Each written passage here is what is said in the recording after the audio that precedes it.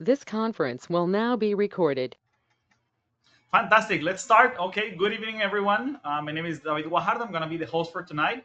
Welcome to this special edition of our IIAS 10th anniversary webinar series. Tonight, we will delve into a topic that resonates deeply with our institutional values: LGBTQ plus equity in aerospace. Throughout the Our Astronaut program, IIAS is committed to fostering visibility, promoting inclusion, and addressing challenges that have historically limited LGBTQ plus individuals from full participation in aerospace research and space flight opportunities. I'm going to be honored to be joined tonight by the following distinguished guests, starting with Dr. Jason Remuller. Him is the executive director of IIAS and founder of Out Astronaut program. We're going to be asking some questions regarding that. In addition, Nick Nelson, who's here. Welcome, Nick. Him is LGBTQ plus advocate.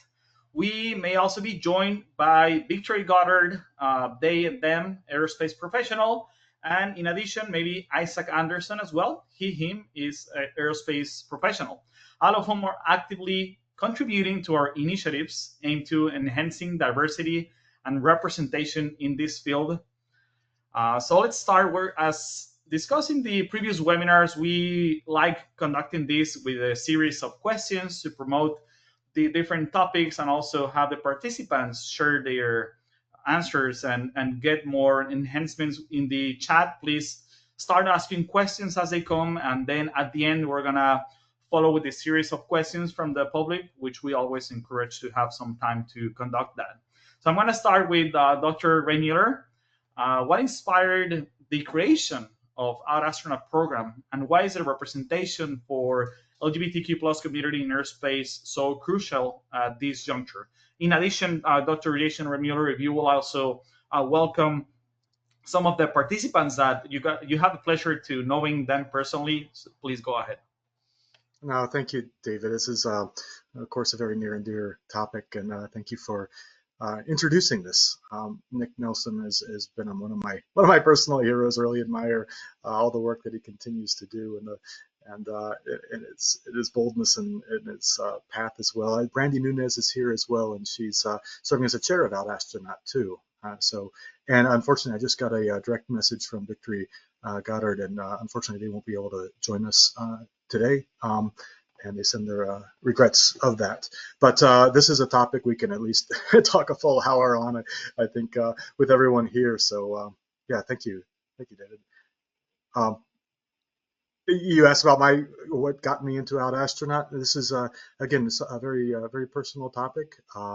This was I realized long ago just the power of representation, how so much in my life, I identify as a gay man. So much in my life I was always the only one in STEM topics and often not feeling very represented, and really starting to realize the kind of how important representation can be, not just to create the optics, but those optics in turn change society and create opportunities for people, reduce barriers, whether they're real, physical barriers like don't ask, don't tell, or lavender scare tactics that have kind of plagued the history of LGBT community, but also the more perceptive barriers, what people believe they can represent, or what kind of communities they feel safe in. So always feeling this kind of life of juggling two different worlds, growing up very much into aerospace and space, and being passionate by spaceflight from a long time, from a very young age. This was always a kind of a unchangeable path in my life, and then also realizing, my own identity later, and realizing that there needed to be more of an opportunity to create visibility, to try to remove some of the barriers. So we can talk more about that, but I certainly want to pass the torch to Nick. Sure. And likewise, Dr. Ray Miller is also an inspiration on this front. I kind of have the similar story coming from the STEM background, with the same kind of, barriers and expectations. But, unlike him, he also had to face, juggling two different lives in the military, in rugby, which I like couldn't fathom why anyone would want to do, but it's for some people. Um, and yeah, I mean, I was fortunate to. So I grew up in a bit more of a conservative area, and I was fortunate to have gone to college, where there were other perspectives, and was able to grow out of it. And I just really wanted to be able to give that kind of visibility so that other people could, um, you know, have something that shows them that just because they don't fit into a certain mold doesn't mean that there's nowhere that they belong. And that's, really important, especially in a minority that, in some contexts, they really have to just cloister part of their identity. And that just causes so much, like it burns so much mental energy trying to juggle those two lives and trying to be the one that you're supposed to be in those roles, kind of type of code switching, I guess. And so I wanted to help make that not a thing. Good. Good. I also have another question. And also, Nick, it's my pleasure to meet you. I don't have the pleasure to meeting you personally in person, but hopefully soon it'll be in one of the programs. I love serving and helping the community, and every chance that I have to attend the classes in person. And Nick, I have the following question. How did you become involved with Out Astronaut? Was that after you joining the program, after AST 101, that you got involved in that? And what does participation in this program signify for you personally and professionally? Right. Well, I guess another testament to Dr. Ray Miller's involvement in the community. He actually sought me out. I got involved because I was giving a presentation for the Aerospace Medicine Student Resident Organization. We ended up building on that presentation, actually giving a talk at the conference, which was pretty nerve-wracking in front of a huge host of military docs. Wow. But Dr. Ray Miller saw the presentation online and contacted me after and said, "Hey, like this seems like a subject that people want to talk about and nobody is really talking about. Yeah. Would you be interested in helping out with this, especially having the biomedical perspective?" And it was a great opportunity to use my nerdy research, looking things up, skills. Um, because I don't have the engineering background, it was really great to be able to contribute from that end. Nice. What was that about? The topic that you exposed? Oh, so like knowledge gaps in like sexual and gender minorities for aerospace medicine, Good. whether intentional or unintentional, they're huge in the medical literature. And basically, it was just kind of a grid that reviewed the like objective benefits, like only speaking objectively in different domains for different stakeholders of trying to close those gaps. And I think that was another thing that really resonated with Dr. Amuller's message for Out Astronaut. And the reason I wanted to be involved with that, and I hadn't really been involved with any other large front, was because he was really emphasizing, this isn't an us versus them situation. This is Correct. this is why this is important, and this is why we are part of the same community, while at the same time being a presence there for people who feel like they're not a part of something bigger. Correct. Correct. Yes, it's definitely one of the core values of the institute. Glad that he noticed that and invited you. Let's move on to some of the main challenges maybe that you have experienced in this field in aerospace. What are some of the unique, again, challenges from LGBTQ plus individuals, particularly transgender people? Maybe if you have some experience or knowledge from other individuals that you can share that you think they encounter when pursuing careers or research opportunities in space sciences. Do you want to lead that or shall I? Oh, I mean, I can jump in. I mean, it's been a non-starter, in many ways in aerospace historically. And folks are always trying to, push that boulder up the hill. I guess we could look at this from like an analogous perspective, looking at the military. We have this timeline that, in 2019, the Supreme Court was upholding ban on transgender military individuals. That was repealed in 2021, and now we're kind of right back up it. So it's always a back and forth, a give and take, and that's from a policy perspective.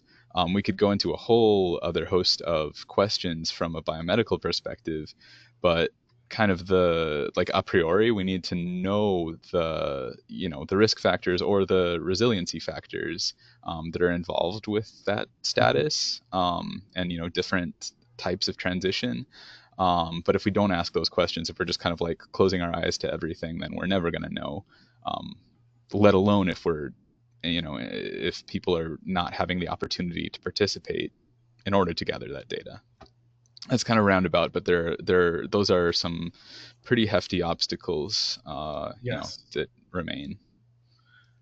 Do you recall some experience where these challenges impacted you directly in this journey of the aerospace sector? I'll let Or Jason start maybe this one. or maybe Oh, benefit you in some sense, like for example when Jason saw your presentation and decided to invite you.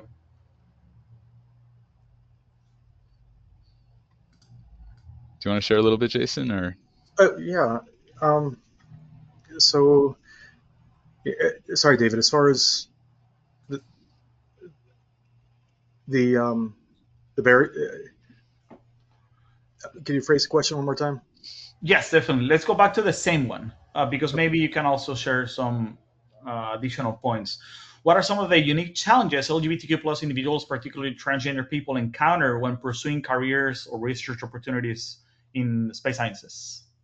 Well, the clear one, and the space sciences, space STEM is such a broad topic, and you look at a lot of studies, even to this date, and that the LGBT community is about 40 to 50% underrepresented. One of the tenets of an astronaut is that they lack very high profile people in STEM, notably astronauts. You look at NASA, what NASA does, but when people think of what NASA does, the face of NASA are the astronauts, and that's fair. The astronauts represent what we want more of society to be.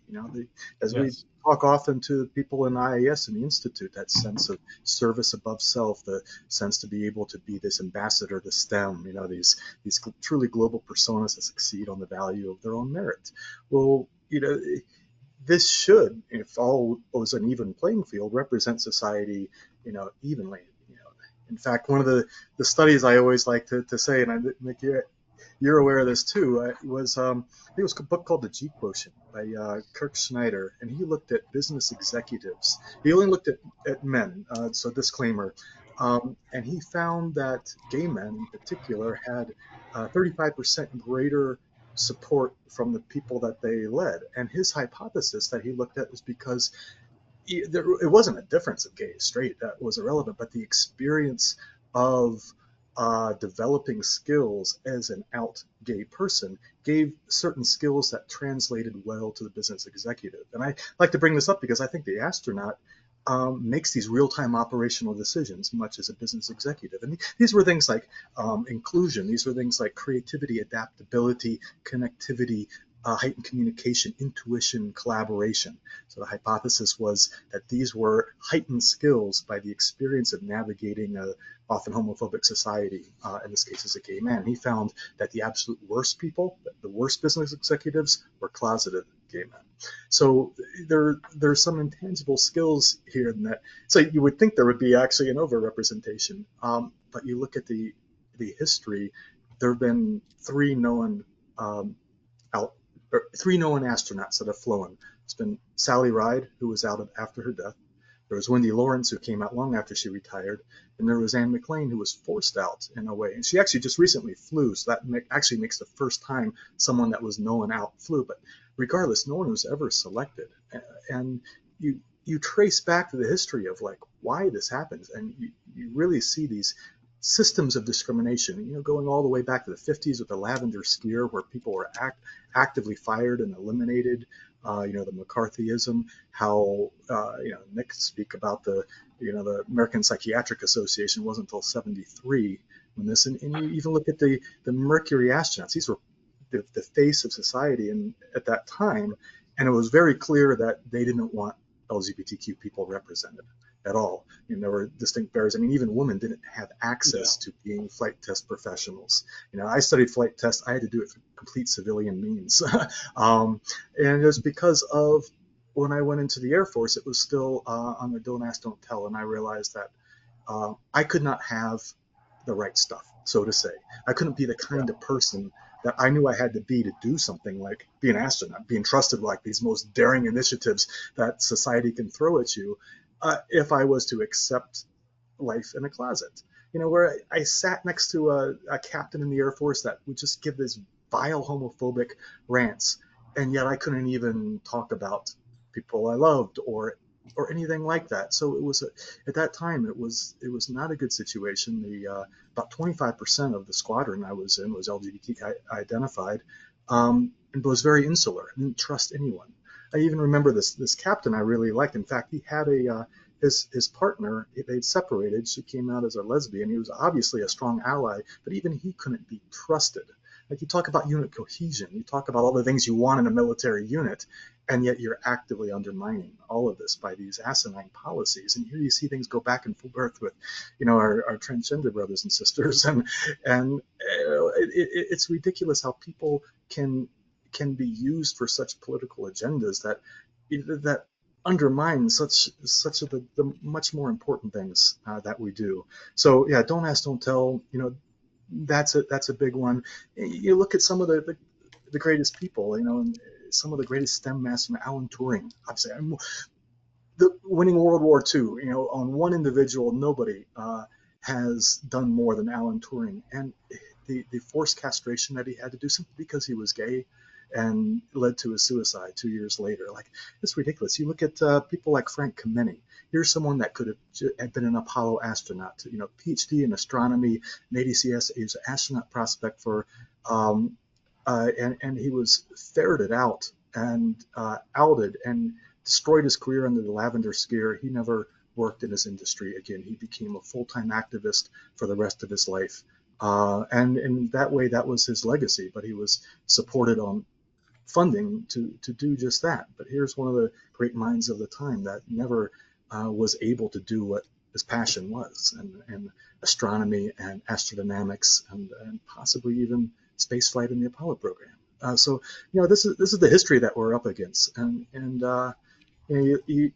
even studies and testimonies of Mercury and Gemini astronauts that say these obvious heterosexuality tests that they were confronted with, where you had to at least make some illusion, like on the inkblot tests or these other psychological tests, that something looked like female genitalia, just enough to make sure that they satisfied the doctors. These are becoming more. These are the barriers that perpetuate. And you look ahead of the generations, the barriers that make it a lot harder for people to enter STEM professions and astronaut, and consequently why we have such great underrepresentation in the LGBT community. And that, as we like to say, with all of our outreach programs at IIAS, like Boston 13 for girls and young women, we have people from emerging space nations, all of these things. Like, if you really want to do great things as a society, you can't have underrepresented populations. So we have to help each other look for the barriers and eliminate the barriers that we have. We try not to talk about any particular community, but cast this big umbrella, like, let's help each other, like, elevate each other as best we can. So I think I talked a while. Let me punt to you.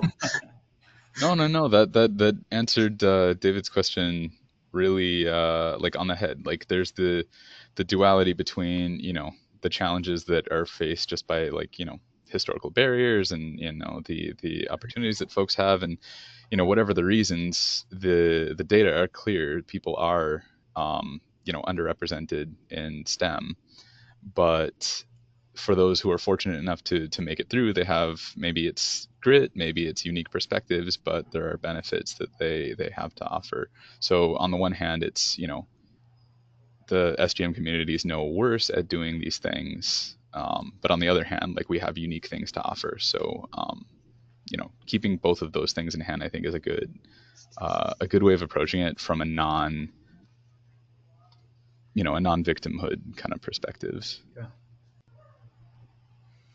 which is exactly as well in addition to what this program is conducting at Astronaut. And also, Jason, I have a question for you. This webinar is part of the 10th anniversary from the Institute, but when did you decide to found our Astronaut program?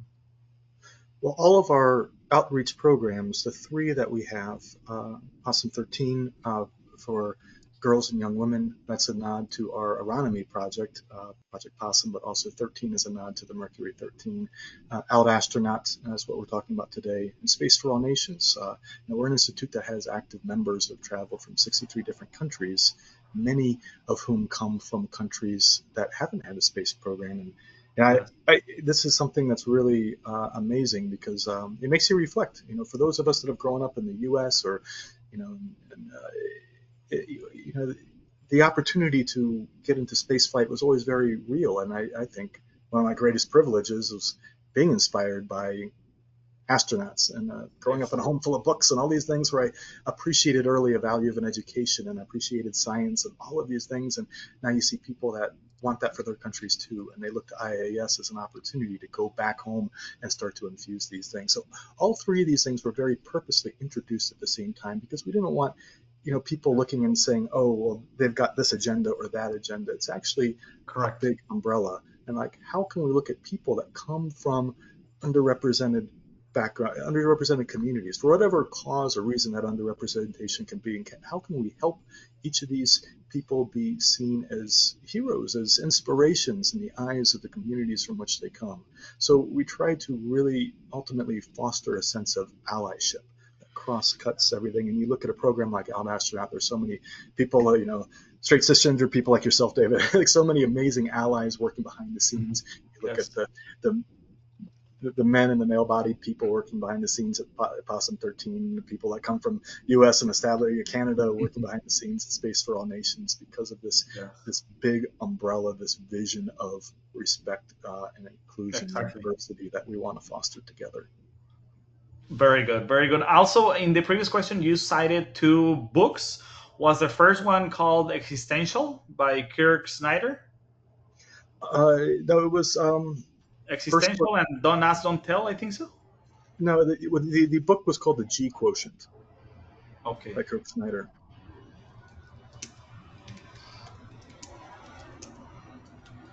I'm going to put him in the chat. Okay, let's go to the other question from the same topic, challenges in aerospace. This one is for you, Dr. Miller. From an institutional perspective, what gaps in aeromedical data or policies need to be addressed to foster a more inclusive environment in space exploration? Well, I think Dr. Nelson would be best to talk about the aeromedical issues. There's many that are specific here, with transgender specific issues with But I'm going to punt some of the specifics there about hormonal treatments and cancer risks and all. That's your specialization. But psychological, physical, but also psychological. The things that are distinct to the community.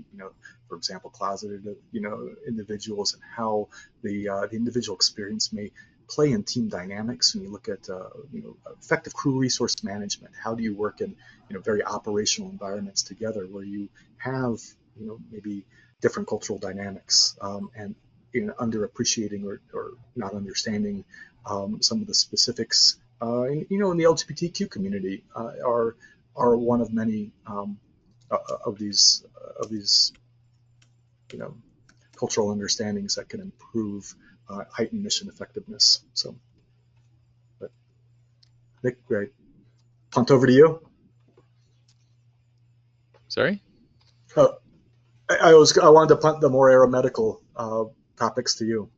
Oh, yeah. I mean, going beyond medical, I think that I kind of think about them from multiple perspectives. So we're not just talking about like the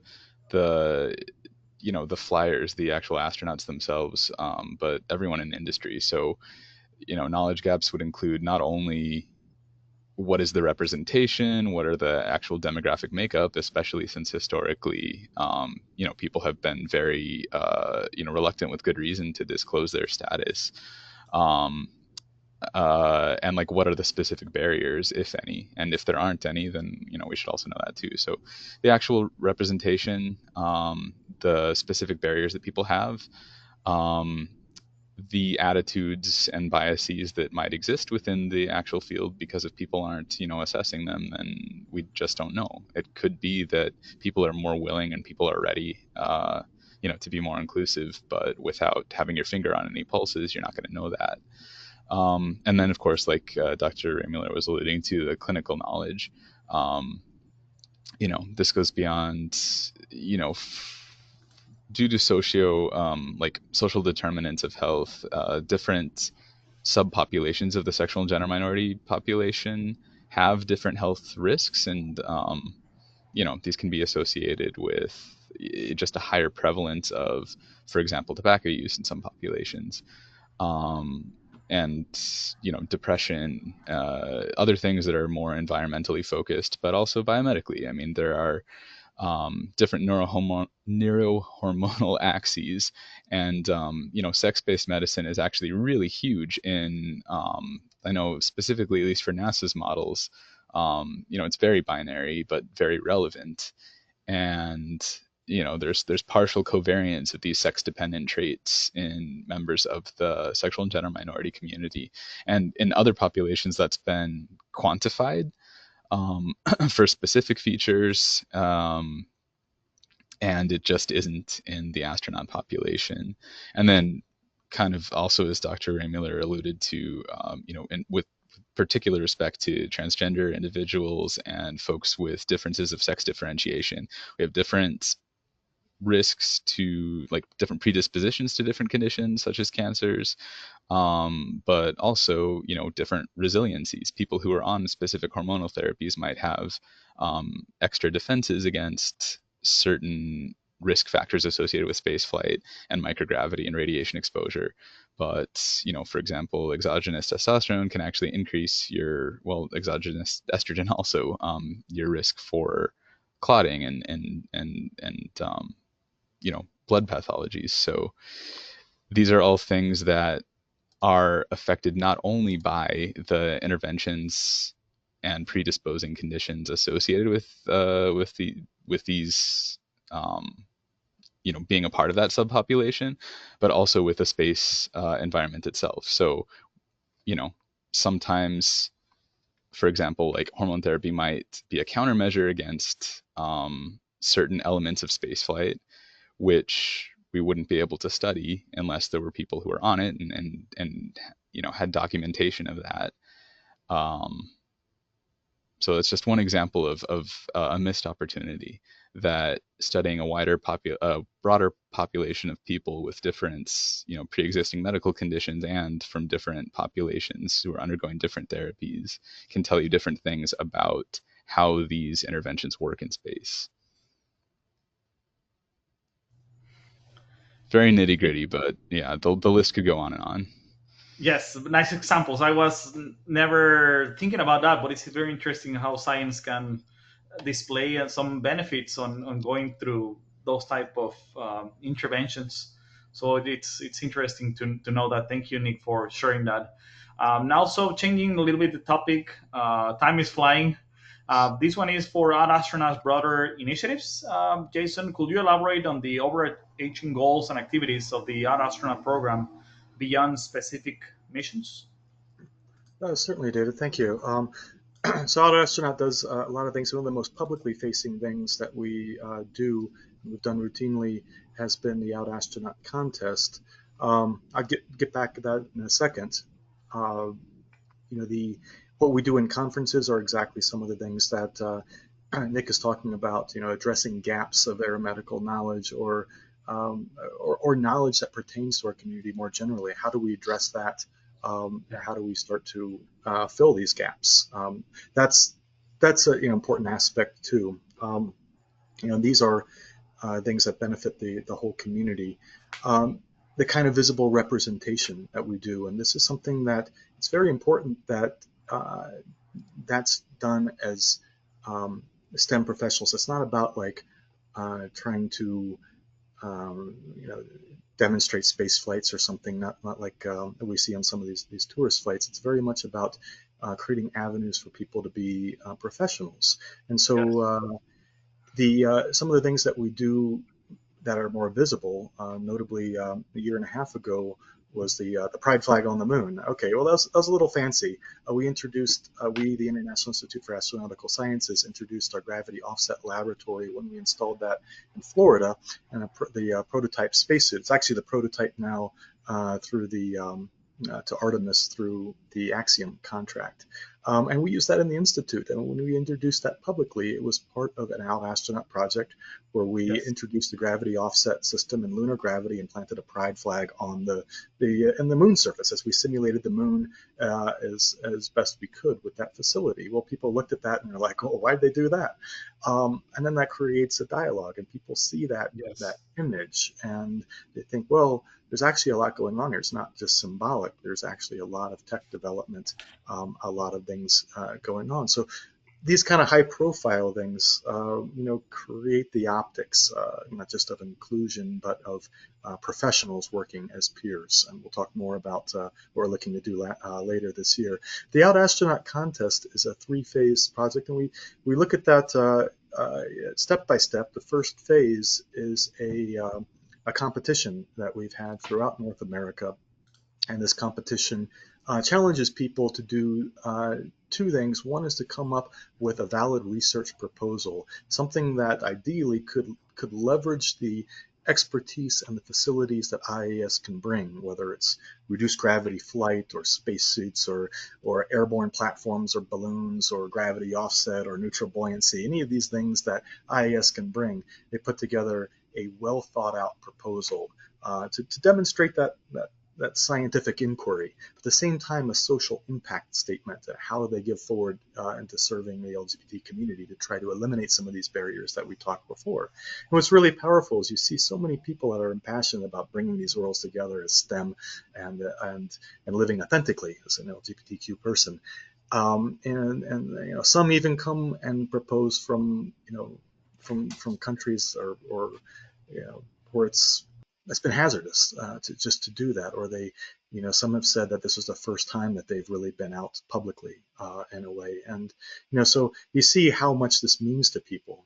The second phase of the process of the content is to send through a credential program within IIAS, because we want to train and produce professionals. Again, this isn't about trying to send someone to space necessarily. We want to create professionals that are going to define what the future of space is going to look for, because that's what professionals do. They define what the culture is as they enable the access to space. So that's about a thesis-driven process where people can actually contribute as a professional peer. And then the third, ideally, is to fly someone kind of on their merits and our abilities, and people that support Out Astronaut and can fund an opportunity. So we do this bit by bit, the 3 phases together. So that's a publicly facing thing. We do as much of the research as possible that pertains, and we talk about these topics. We talk about these to decision makers, policy makers, not just in the U.S. but internationally, at international conferences such as the International Astronautical Congress, most recently in Milan, Italy. Next year, coming up in Sydney, Australia. Wow, very good. A lot of topics. I also have an addition question to what you were saying right now, because honestly, this is the only organization, at least under my knowledge, that supports LGBTQ plus community in the aerospace industry. But does this program is collaborating with other organizations or institutions that promote inclusivity and diversity in the particular space sciences? Well, yes, it's a big ship, and it's we try to work together to support each other exactly in that way. I see Kush from Space Pride there. They serve our industry, well, and bringing community together. We pretty synergistic in some of the ways there. So that's a segue. Got it. Space Pride. Haven't heard of it, but I'm gonna share the website in the chat if that's okay. Good. What about Jason? Looking forward, what aspirations do you or Nick have for the future of the LGBTQ plus representation in aerospace, and what examples can you both bring to the table? Like, you want to lead or? Let me jump in. Yeah, sure. Um, so, on the one hand, it would be ideal if it weren't a thing, if that makes any sense. Like if it weren't such a contentious topic. In medicine, sexual health is just a pretty run of the mill thing. You get pretty comfortable asking people about their erectile function. I was just on the prostate service, so that was my daily conversations. But when you're and that is a conversation that people have to have with their flight surgeons. But when you're constantly kind of thinking about like, oh, do I actually disclose this? That's going to diminish your actual capacity. So basically, just making it not only not a barrier, but just not something abnormal, but also leaning into it and embracing it and taking those opportunities to learn from it. So, like I said, um, identifying folks, in a non in a benign way, basically like data collection, in order to say, hey, are these what can this tell us about human sexuality in general, or sex gender, um, even repro, endo, fertility sciences, as well as human performance, because these are all valid topics in sex-based medicine, um, which is a huge topic in human performance in aerospace medicine. So it's just a shame that we don't have this, the entire gray in between, the opposite poles. Yeah. So Looks on the like, one hand, basically what I'm saying is, on the one hand, I wish it wasn't a big deal, but on the other hand, I do wish that people would paying attention to it. yeah. I think ideally we want to see that future that is just broadly inclusive and respectful. And as these barriers are identified, how do we eliminate these? So and you asked for a personal experience. I can't think of a better one than my experience in sport. And like you brought up that I've been a rugby player for a long time, 35 years, and now I'm still going, a bit of an old boy. But some of the Oh, more powerful things. give me anxiety. This is another way where I always felt like I got into the sport, and the sport was amazing and awesome. I played American football through high school, but I was a skinny kid, and rugby seemed to fit perfectly after that. So it made sense that I took right to it. But I wasn't out to my first team. I always kind of juggled these two different worlds, and sport and STEM have so much in common. They're merit based, they're international. You find ways to collaborate and bring together different strengths to build synergies and excel in that way.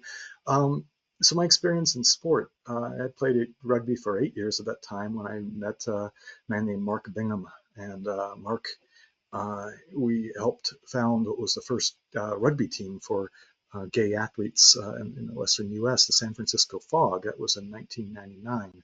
2 years later, we lost Mark. He was one of the four that fought back on Flight 93 on September 11th. Um, of course, it was painful to lose a teammate like that and a founder. And we came together and decided we'd have a tournament in his honor. It was called the Bingham Cup. And this was a tournament that at that time there was, I think, 8 such teams in the world that were, they were integrated to some, but mostly they were rugby teams for gay athletes. And this tournament in 15 years, we decided to have this tournament every 2 years. It was first in San Francisco, then it went to London, back to New York, Ireland, etc. This had become the biggest international rugby tournament in the world, amateur tournament, and now it has sometimes over 100 different teams in the city. It's enormous, and it's played mostly by gay men. We have women's sides too, and the sides have become very integrated, gay and straight, so many. And it's a tournament that you think in half a generation. Here I remember being like I didn't know any other queer people on the rugby team, And now how every city and how every other rugby team and players just accept and understand they play together, and it's just, it's just part of the kind of rugby family in that way. And so you think of what, representation, what it matters. Rugby union is one of the most popular team sport played by gay men in the U.S. The Bingham Cup has, become the biggest tournament. Like, all you need is the right culture to spark, and then people feel included and they grow. And so for me, sometimes it's like, how do I extrapolate what I experienced in sport into STEM, recognizing this discrepancy, this underrepresentation that exists in STEM? How do you create something so that people feel themselves welcome and represented and respected in STEM, just as the Bingham Cup had ultimately improved the sport of rugby? You look at like sport unions. I'll speak to the U.S. here. Rugby is one of the most progressive sports. You talk about, oh my God, transgender athletes. Oh, we had this figured out. If you could figure out this out in rugby, you can sure figure it out in other sports. So this, I think, goes back to that culture that we helped grow and incubate within, a sport that automatically was, kind of more respectful amongst players of all walks of life.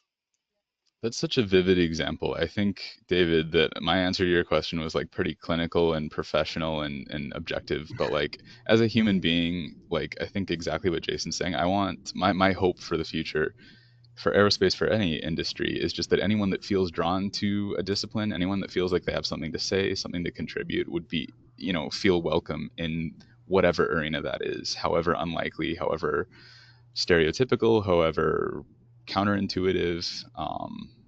And yeah, Jason's journey with the Bingham Cup is like just the perfect example. 100%. I concur.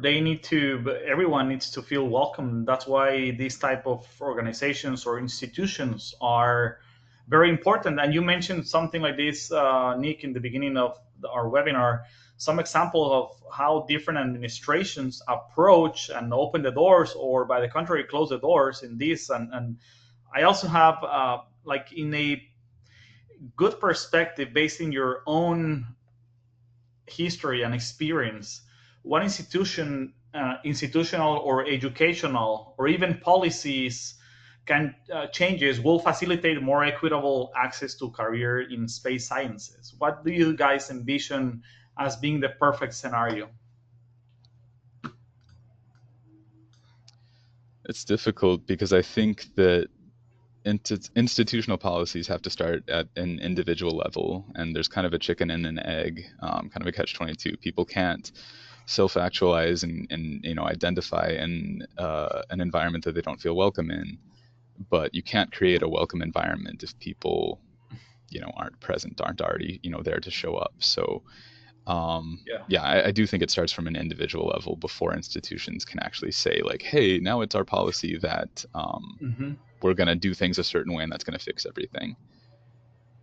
I think all we can do is convince the institutional decision makers the liabilities of continuing or maintaining discriminatory policies, frankly, and these have been exploited. When there are, yeah.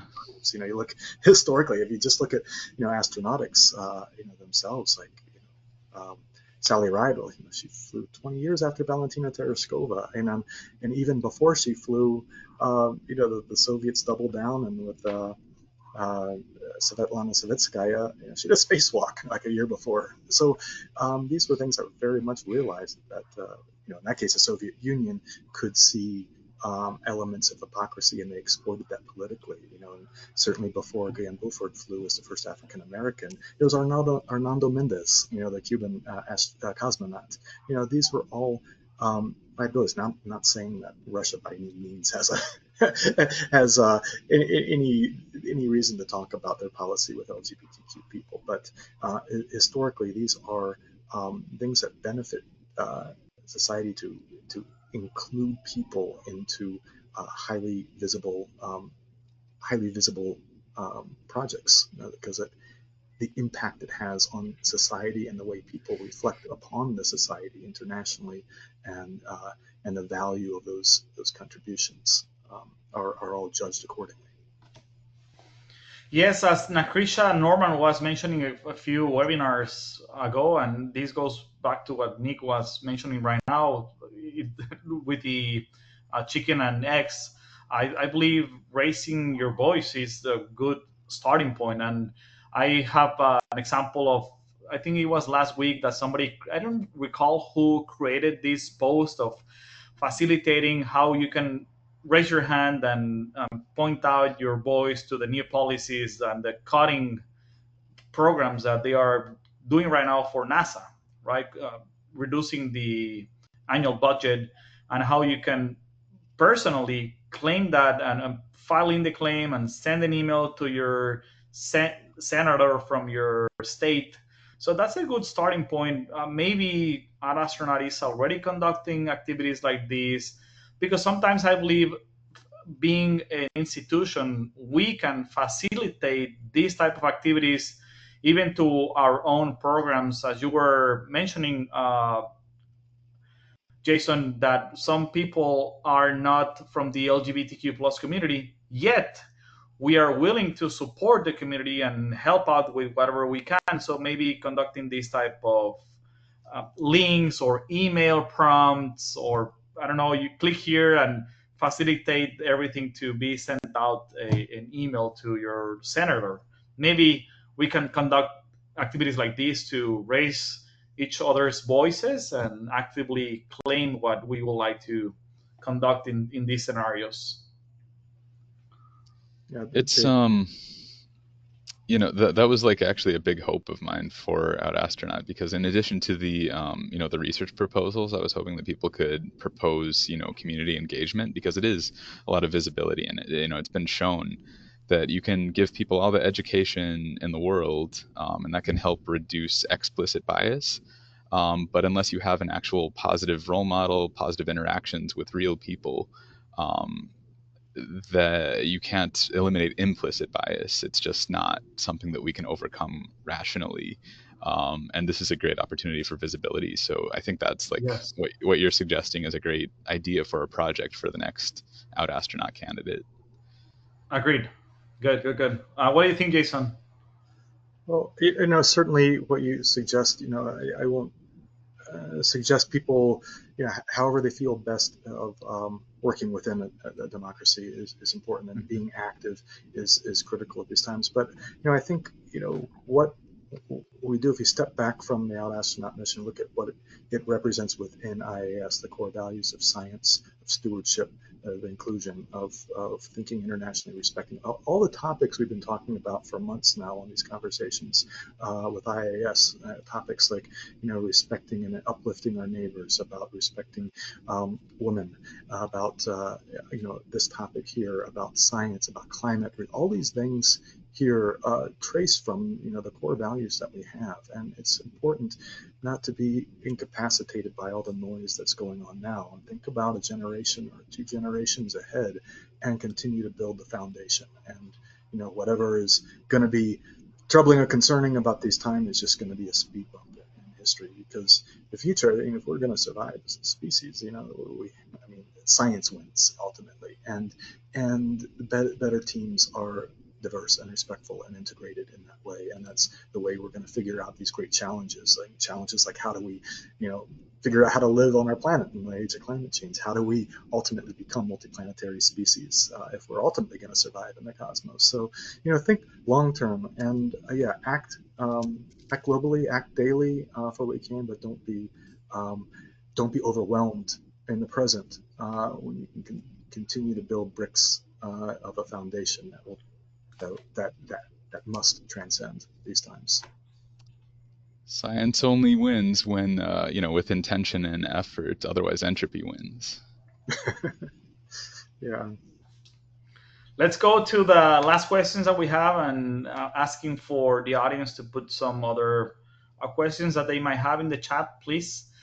How can our audience, comprising educators, students, scientists, and allies, actively support and contribute to these initiatives? What are some examples that you both can share?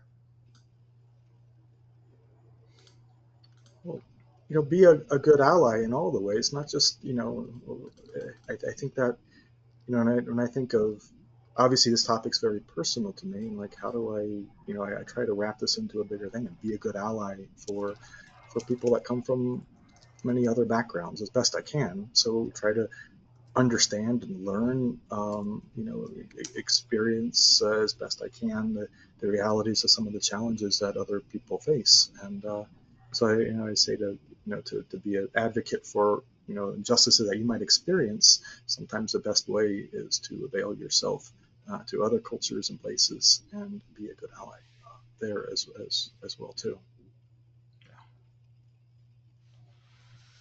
Nick, any other topic or example that you would like to add before? Just too many, not within 4 minutes. Let me see.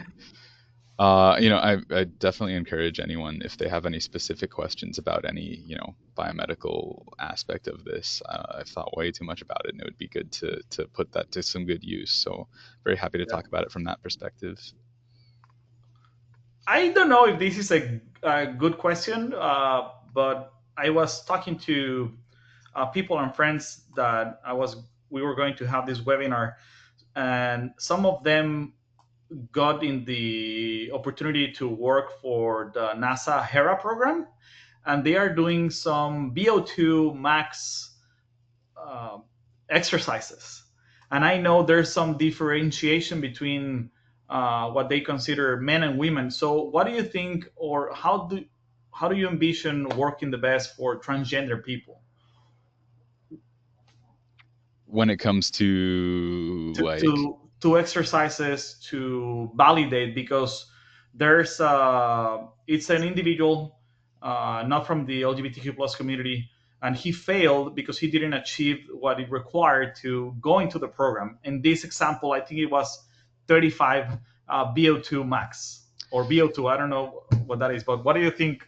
That is such a good question. I'm not a sex and gender specialist, so I really am not like equipped to answer that. But I can say that we don't know the best way to address that. Like, is it having different bins, cisgender male, cisgender female, transgender female, but like all of these things exist on spectra. One example of something that changed with NASA's standards is that their total career lifetime radiation maximum used to be based on age, sex, a number of factors, and then they kind of boiled it down to, okay, this is your career limit for women, this is your career limit for men, and it was based on the predicted risk, I think from cancer-related mortality, like 3% increased risk over their lifetime. But the data that's based on is just so flawed in so many ways. Yes. It's actually been speculated that some of the reasons that they used to say, women might be more susceptible to radiation-induced cancers is because they weren't. So they were taking these. Oh God, this is such a rabbit hole. But basically, based on cultural norms that led to miscalculation of different data. So anyway, they said, okay, this is all a bunch of noise. We're just going to have one standard based on a specific calculation for a specific mass person, and that created a lot of controversy because people were saying, I'm a man, like my radiation threshold should be higher. So either you go the one way and boil everything down, or I think what's more likely is that space industries in general, not just NASA, will move toward a personalized medicine perspective. So your VO2 max is going to be related to whatever your body parameters are, the volume, the capacity that you'd be expected to accommodate in your lungs. So we're talking about the actual shape of your lungs and not necessarily what the average shape of the lung of the average cisgender male is. Fantastic points of view. Thank you from sharing that from your own medical field experience. Great answer. Thank you, Nick. Jason, anything that you would like to add before the closing remarks? Well, I certainly want to take a few questions if anyone has some. Going forward without astronaut, we're looking to repeat our phase 1 contest, but also looking at later this year a microgravity research flight with LGBTQ identified people. And we don't want to emphasize that necessarily. We just want to create a good optic of queer people doing professional, unique, novel science. Just to to create those kind of visible role models, and nothing like showing people working together as a community, employing good resource management, good community, all the things that show good teamwork in a high fidelity space environment like parabolic flight. So this is something we have support of the government of Canada to do this October. October 16th and 17th, I believe. So we're actively looking for people that want to get involved with this. Perhaps even participate, and we'll make it the most fabulous microgravity campaign ever. So yes, let's make it happen. And actually, we have one question from Kush, Space Pride. Will there be a possibility of suggesting experiments for the all-LGBTQ plus flight? absolutely, 100%. We want to hear as much from community. We want to give priority to research that directly affects the community. So certainly research that, we were talking a lot about aeromedical gaps of knowledge that pertain to the transgender community. We will give preference to research that primary research that positively affects our community. But that said, we want all inputs. It's important ultimately to have professional, credible, novel science. Exactly. There are, a number of ideas you could think of in terms of like biomedical. Oh, we're studying the effects of a certain, hormone exposure, but also, from a human performance perspective, male typical versus female typical, Yes. traits in flight, spatial cognition, things like that. I mean, it would be really interesting to get preliminary data and say like, hey, these folks aren't inferior at this particular task, but also like Jason was saying, like just literally any science. So please do reach out to us if you'd like to be involved or have suggestions. We're going our website is outastronaut.org. We're going to be releasing a new version of this, so it'll be a lot more streamlined. But please go ahead. I'll put that in the message at outastronaut.org.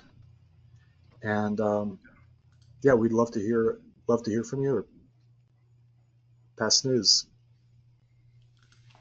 Fantastic. Well, let me go ahead and put some closing remarks. Thank you to our esteemed speakers, both Dr. Ray Mueller and Nick Nelson, and to everyone who joined us this evening. Advancing Aerospace isn't solely about technological achievements. It's about people, inclusivity, and ensuring that everyone has the opportunity to contribute to and also benefit from space exploration.